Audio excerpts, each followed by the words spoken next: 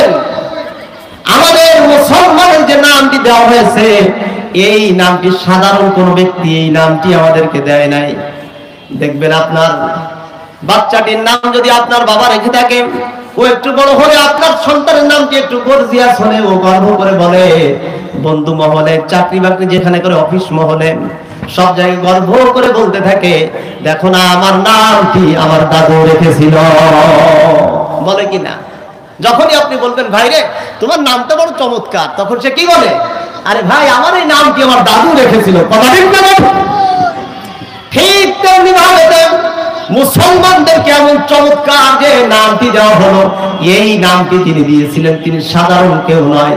যেই মানুষটির নাম হলো খলিলুল্লাহ, যেই নামটির উপাধি হলো খলিলুল্লাহ, যেই ব্যক্তির উপাধি হলো খলিলুল্লাহ, নামটি হলো ইব্রাহিম আলাইহিস সালাতু ওয়াস সালাম। কথা ঠিক তবে ঠিক ভাইরা আমার, আল্লাহ পাক রব্বুল আলামিন এই কথাটি কোরআনে কারীমের মধ্যে তুলে ধরেছেন। আল্লাহ পাক বলেন মিল্লাতা আবিকুম ইব্রাহিম হুয়া সাম্মাকুমুল মুসলিমিন। তাহলে মুসলমানদের জাতির পিতার নাম কি? আওয়াজ করে একটু বলতে, মুসলমানের জাতির পিতার নাম কি? তাহলে মৃত্যু পর্যন্ত কথাটি যেন স্মরণ থাকে আমাদের, আমাদের জাতির পিতার নাম হলো ইব্রাহিম। ভাইরা আমার, আল্লাহ পাক এই পৃথিবীর মধ্যে মানুষদেরকে খলিফা হিসেবে পাঠালেন। এই খিলাফতের দায়িত্ব একমাত্র মানব জাতির মধ্যে যারা পালন করে তাদের নাম মুসলমান। তাদের নাম কি? মুসলমান। কিন্তু আসলে এখানে সকল জাতির চিন্তা করার দরকার ছিল যে আল্লাহ পাক রব্বুল আলামিন চতুষ্পদ জানোয়ার, পক্ষীকুল, বৃক্ষরাজি, তরুমাতা ইত্যাদি ইত্যাদি যত মাখলুক আছে, আল্লাহ পাক এই মাখলুকদেরকে যে জন্য সৃষ্টি করেছেন, যে জন্য বানিয়েছেন, আমি ইনসান জাতি, মানব জাতি, আমাকে সেজন্য বানানো হয় নাই। আল্লাহ পাক স্রষ্টা উভয়, কিন্তু আল্লাহ পাক তাদেরকে বানিয়েছেন এক উদ্দেশ্যে, আমাদেরকে বানিয়েছেন এক উদ্দেশ্যে। কথা ঠিক না বেঠিক? বলেন তো আমাদেরকে বানানোর উদ্দেশ্য কি? খেলাফতের দায়িত্ব পালন করবেন। আর এখানে আরেকটি কথা কোরআনে কারীম থেকে ক্লিয়ারলি জানা যায়, স্পষ্ট ভাবে জানা যায়। আল্লাহ পাক রব্বুল আলামিন বলেন মা খালাকুতুল জিন্না ওয়াল ইনসা ইল্লা লিয়াবুদুন। জিন এবং ইনসান জাতিকে বানাইছি আমার ইবাদতের জন্য। আর বাকি যত সম্প্রদায়, যত জাতি, যত শ্রেণী রয়েছে, এদেরকে কি জন্য বানাইছেন? বলেন এদেরকে কি জন্য বানাইছেন? আল্লাহ পাক রব্বুল আলামিন কোরআনে কারীমের মধ্যে এই কথাটি বলেন ইন্না খালাকনা লাকুম মা ফিল আরদি জামিআ। আমি জিন এবং ইনসানকে বানাইছি, ইনসান জাতিকে বানাইছি আমার খেলাফতের দায়িত্ব পালন করার জন্য, আমার ইবাদত, দাসত্ব আর গোলামি করার জন্য। আর গোটা মাখলুকাতকে বানাইছি এই জাতির খেদমত করার জন্য। কথা ঠিক না ঠিক? এজন্যই তো এই প্রাণীগুলি, বিশাল বিশাল প্রাণীগুলি ওয়াকাতরে তাদের জীবনটা দিয়ে দেয় আমাদের জন্য। কথা ঠিক না ঠিক? এই শুক্রবার জরিপ করে দেখেন বাংলাদেশে কয়েক লক্ষ গরু প্রাণ দিল কাদের জন্য? কথা বলেন কাদের জন্য? এই ইনসান জাতির জন্য, মানব জাতির জন্য, যে মানবেরা এই পশুগুলিকে রক্ষণ করবে, জয় এবং শক্তি অর্জন করবে এবং আল্লাহ পাকের খেলাফতের দায়িত্ব পালন করবে। কথা ঠিক না ঠিক? এজন্য আমার ভাইরা, ইনসান জাতি প্রত্যেকটি মানুষের হিসাব করা উচিত। অন্যান্য জীব জানোয়ার আর চতুষ্পদ জানোয়ারের মতো আমি নই। আল্লাহ পাক রব্বুল আলামিন আমাকে বানিয়েছেন জমিনের মধ্যে খেলাফতের দায়িত্ব পালন করার জন্য।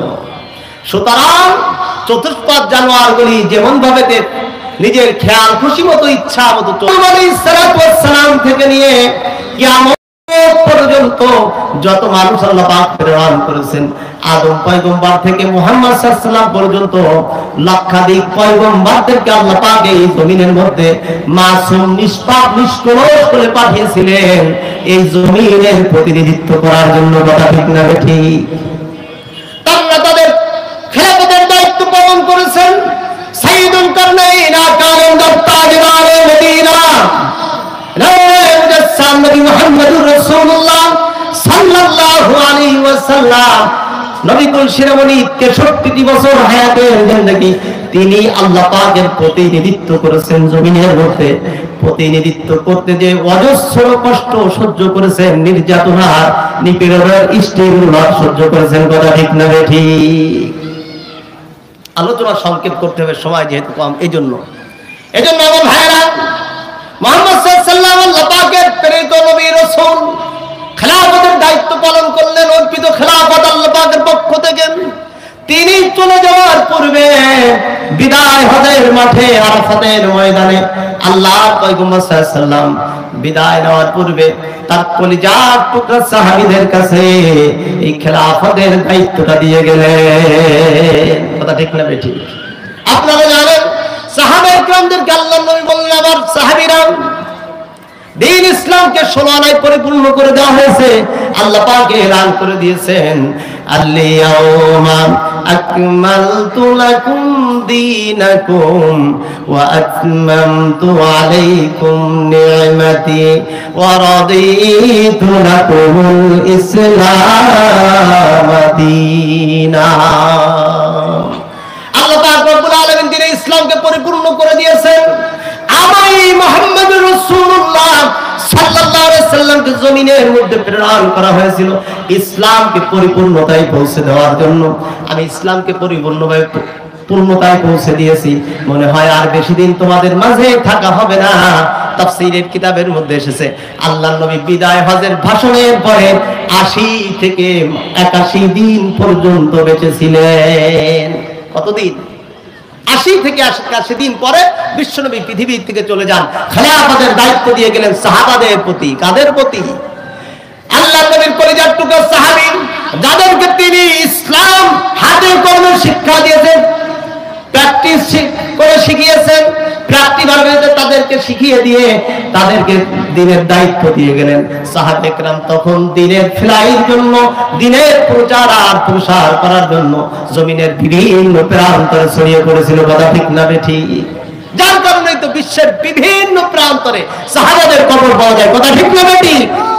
আমার ভাইরা, এই সাহাবায়ে কেরাম তাদের অজস্র পরিশ্রম দিয়া, অক্লান্ত পরিশ্রম দিয়া বিশ্বনবীর রেখে যাওয়া আমানতের দায়িত্ব তারা পালন করলেন। পৃথিবীর বিভিন্ন প্রান্তরে আল্লাহর নবী সাহাবাগণ দ্বীনের দাওয়াত প্রচার এবং প্রসার করলেন। আল্লাহর নবী সাহাবায়ে কেরামের হাত থেকে তাবেঈনগণ, তাবেঈনগণ, আইম্মায়ে মুজতাহিদিনগণ এইভাবে পরম্পরাভাবে এই খেলাফতের দায়িত্ব, ইসলাম এবং দ্বীনের দায়িত্ব তারা পালন করতেছেন। আল্লাহ পাকের বরত্ব বড়াইয়ের কথা জাতির সামনে তুলে ধরতেছেন। এজন্য জাতি আমাদেরকে বুঝতে হবে, অন্য জাতির মতো শুধু খেল তামাশা করে আমাদেরকে কাটিয়ে গেলে চলবে না। অন্য শ্রেণীর মতো শুধু খানা খেলাম আর জীবন পার করে দিলাম চলবে না। আমরা খলিফা হিসেবে জমিনের মধ্যে এসেছি।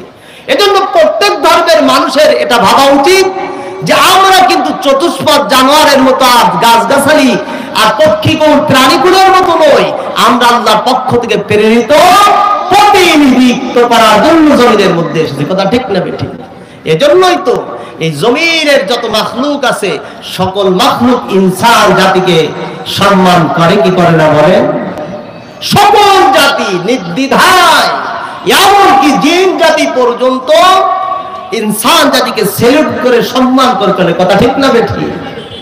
আমার ভাইরা, সূরাতুল জিনের তাফসীর চলতেছে আমার শাহী মসজিদে।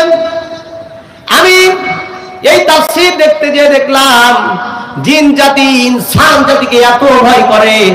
আপনি আপনার সমাজের বিভিন্ন প্রাণীকুল যেমন ভাবে আপনাকে থেকে ভয় পায়, ঠিক তেমনি ভাবে জিন জাতীয় মানব জাতিদেরকে দেখলে অতটাই ভয় পায়। আল্লাহু আকবার!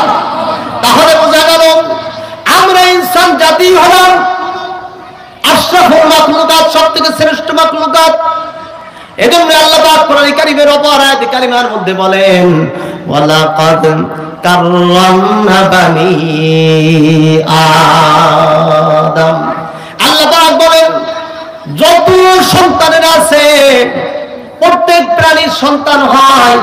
আদম পয়গম্বর আর আদম নবী মানব জাতির শ্রেষ্ঠ যিনি ছিলেন, প্রথম মানব যিনি ছিলেন, এই প্রথম মানবের সন্তান হয়েছে আমরা ইনসান জাতি, মানব জাতি, আদম জাতি।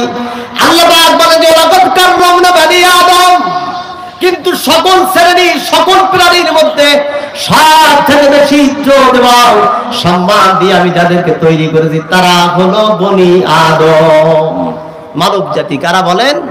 মানব জাতি। তাহলে এবার বলুন, এই মানব জাতি সব থেকে সম্মানিত জাতি, সমস্ত মাখলুকাত এদের খেদমতের জন্য সৃষ্টি করা হলো। আল্লাহ পাক বললেন তাদেরকে আমি খলিফা বানিয়ে দুনিয়াতে পাঠালাম। তাহলে কি আপনি আমি খেলতামাশায় জিন্দেগি যাপন করতে পারবো বলেন? নাকি আল্লাহ পাকের বিধান মোতাবেক, আল্লাহ পাকের বিধান মোতাবেক আমাকে চলতে হবে? এই জমিনের প্রত্যেকটি মাখলুকাতের জিম্মাদার আমরা। যদি একটা প্রাণী কষ্ট পড়ে যায়, ধরে নিন আপনার সমাজে একটি কুকুর ছানা, সেও যদি বিপদে পড়ে যায়, একজন ইনসান জাতি যদি সেখান থেকে যায়, ওই ইনসান জাতির কর্তব্য হলো ওই কুকুর ছানাটির খেদমত করা। কথা ঠিক না ঠিক? এটা ইনসান জাতির দায়িত্ব। কারণ এই জমিনের মধ্যে তোমাকে আল্লাহর পক্ষ থেকে খলিফা বানিয়ে পাঠানো হয়েছে।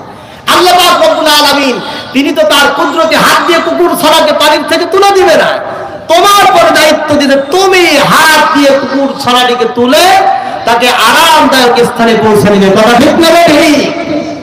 এমনি ভাবে প্রত্যেকটি মাখলুকের জিম্মাদার হলো ইনসান জাতি, এবং এই জমিনের মাতব্বরি করবে কারা?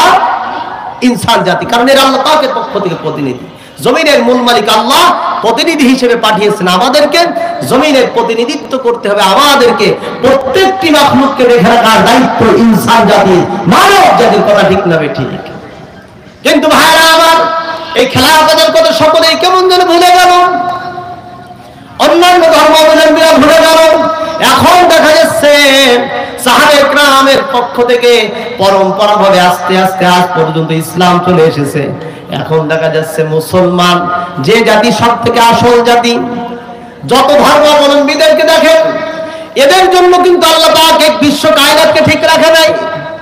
এই বিশ্ব কায়নাত এখনো চলতেছে মুসলমান জাতির জন্য, মুসলমান জাতির ইজ্জত আর সম্মানের জন্য, তাকে তাদের তাসবিহাত আর জিকির আজকারের জন্য এখনো জমিনটা ঠিক আছে। কথা ঠিক না ঠিক? আল্লাহ পাকের কাছে অন্য কোন জাতির কোন সম্মান নাই, মান নাই, ইজ্জত নাই। একমাত্র ইনসান জাতির মধ্যে মুসলমান জাতি, ইমানদার জাতিরই আল্লাহর কাছে দাম। কথা ঠিক না ঠিক? এজন্য তো আল্লাহ নবী সাল্লাল্লাহু আলাইহি ওয়াসাল্লাম হাদিসে পাকের মধ্যে বলেন, আল্লাহ পাক রব্বুল আলামিন ততদিন পর্যন্ত জমিনকে কায়েম রাখবেন, আসমান আসমানের জায়গায় থাকবে, সূর্য সূর্য কক্ষপথে চলবে, জমিন জমিনের জায়গায় থাকবে, নদীর প্রবাহমান অবস্থা ততদিন পর্যন্ত ঠিক থাকবে যতদিন পর্যন্ত মুমিন এবং মুসলমানরা আল্লাহ পাকের নামকেই জপতে থাকবে। আল্লাহ আল্লাহ আল্লাহ আল্লাহ আল্লাহ আল্লাহ আল্লাহ বলতে থাকবে। কথা ঠিক না ঠিক?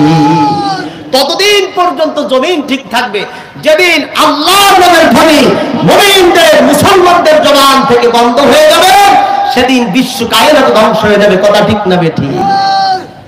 এখন বলতে পারেন হুজুর বুঝলাম, তাহলে মুমিন মুসলমানের জন্য যদি জমিনটাই হবে, তাহলে এই জমিনের মধ্যে তাহলে মুমিন মুসলমানরা সকলেই আরাম আর আয়েশে থাকবে, আর এরা বাকি যারা আল্লাহ পাকের কাছে মনোনীত নয়, আল্লাহ পাকের কাছে পছন্দিত, এদেরকে কেন খাদ্য খাবার ইত্যাদি সুখ আরাম আয়েশ কেন দেওয়া হচ্ছে? বড় রাজত্ব বড় ক্ষমতা কেন দেওয়া হলো? প্রশ্ন হয় কিনা আমার ভাইরা? এটা বোঝার জন্য একটা উদাহরণ বোঝা দরকার আমাদেরকে। একজন মালিক, একজন কৃষক, একজন চাষি, মৎস্য চাষি যখন তার চমৎকার একটা এরিয়ার ঘেরের মধ্যে চাষাবাদ করে, চাষাবাদ করতে যে বিভিন্ন প্রজাতির মাছ ছেড়ে দেয়, মাছগুলির জন্য রকমারি খাবারও দেয়। কথা ঠিক না বেঠিক? কিন্তু এই খাবারগুলি কি শুধু মাছে খায় নাকি অন্য কেউ খায়? পানির মধ্যে বিভিন্ন কীট পতঙ্গ থাকে, কারা থাকে, কুচে থাকে, বিভিন্ন প্রজাতি থাকে, কচ্ছপ থাকে, সাপ থাকে। এরাও কিন্তু সেখান থেকে ভক্ষণ করে, খায়, আহার করে।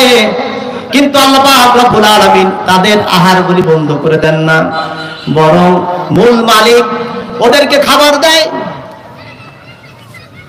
মূল মালিক ওদেরকে খাবার দেয় মাছের জন্য, কিন্তু সেই খাবার থেকে একটা অংশ এই মাখলুকগুলি পেয়ে যায়। কথা ঠিক না ঠিক?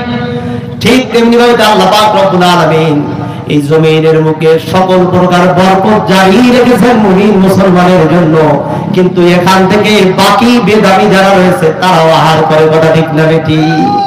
উদ্দেশ্য হলো এই মুমিনদেরকে রিজিক দেওয়া, কথা ঠিক না বেটি? যাই হোক আমার ভাইরা, মূল আলোচনার আমার যেটা বিষয় ছিল, তাহলে মানব জাতির সকলেই কি আল্লাহ পাকের প্রতিনিধি হিসেবে প্রেরিত, কিন্তু এর মধ্যে বিশেষ করে যারা প্রতিনিধিত্ব করতে তারা হলো মুমিনেরা, মুসলমানেরা। আর মুসলমানের মধ্যে একটি গোষ্ঠী, একটি সম্প্রদায়, একটি জাতি, একটি শ্রেণী বিশেষভাবে আল্লাহ পাকের প্রতিনিধিত্ব করেন। আল্লাহ পাক রব্বুল আলামিন বলেন, এদের প্রতিনিধিত্ব দায়িত্ব আমি আল্লাহ দিয়েছি। কে দিয়েছেন? আওয়াজ করে বলেন। এই মুমিনদের মধ্যে একটা জাতিকে, একটা শ্রেণীকে বিশেষভাবে প্রতিনিধিত্বের দায়িত্ব দিয়েছেন কে? আল্লাহ পাক এবং আল্লাহ রাসূল সাল্লাল্লাহু আলাইহি ওয়াসাল্লাম। আমার ভাইরা বলতে পারে এটার প্রমাণ কি? এটা কোরআন কারীমের মধ্যে আল্লাহ বলেন, ওয়া নুরিদু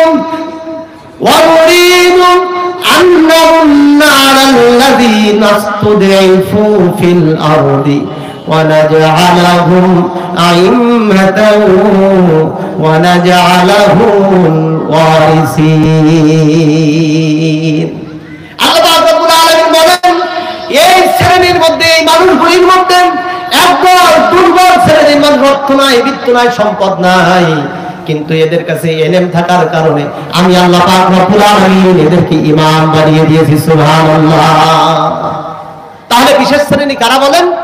এই ইমাম সম্প্রদায়, এই আলেম সম্প্রদায়। ঠিক তেমনি ভাবে আল্লাহ পাকের হাবিব সাল্লাল্লাহু আলাইহি ওয়াসাল্লাম বলেন, ইন্নামাল ওয়ারাসাতুল আম্বিয়া, নিশ্চয় অবশ্যই আমি নবী 63 বছর হায়াতের জিন্দেগি যাপন করে দুনিয়ার থেকে বিদায় হয়ে গেলাম, কিন্তু এই নবুয়তের ওয়ারিসি দায়িত্ব, মিরাসি দায়িত্ব আমি আল্লাহ নবী সাল্লাল্লাহু আলাইহি ওয়াসাল্লাম আলেমদেরকে দিয়ে গিয়েছি। কাদেরকে?